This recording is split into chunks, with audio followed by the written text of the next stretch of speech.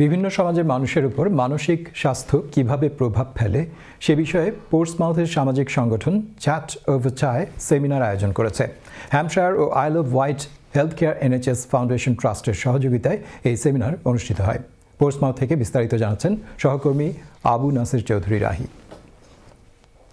Mental health বা মানসিক স্বাস্থ্য সমস্যা হলো আবেগ, চিন্তা ও আচরণের পরিবর্তন, যা দৈনন্দিন জীবনে নেতিবাচক প্রভাব ফেলে।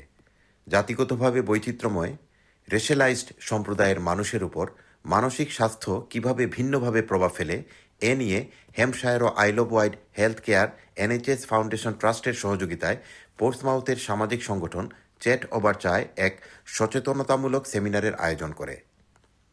গত মঙ্গলবার পোর্টসমাউথের একটি কমিউনিটি হলে এই সেমিনার অনুষ্ঠিত হয়।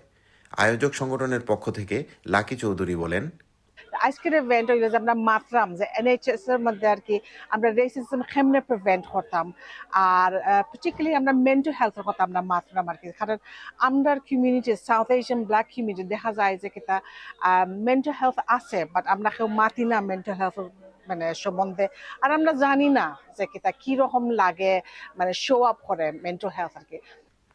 ভাষা, সংস্কৃতি ও সচেতনতার অভাবেই অনেকে চিকিৎসা নিতে দেরি করে।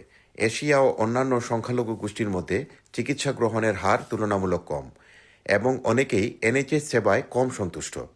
NHS UK race equality framework চালু করেছে, লক্ষ্য বৈষম্য কমানো এবং সবার জন্য সমান সেবা নিশ্চিত করা। And so the main focus today will be looking at providing them with feedback about some of the work that we've done within the trust to develop our anti-racism plan, for example. And we're also taking forward some of the previous information they've given us regarding what they feel we need to do to be able to improve their experiences.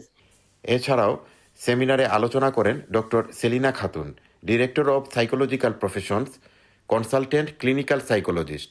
তিনি stigma ও ethnic কমিউনিটির মধ্যে প্রচলিত সাধারণ মানসিক স্বাস্থ্য সমস্যাগুলো এবং তাদের লক্ষণসমূহের একটি সারসংক্ষেপ তুলে ধরেন।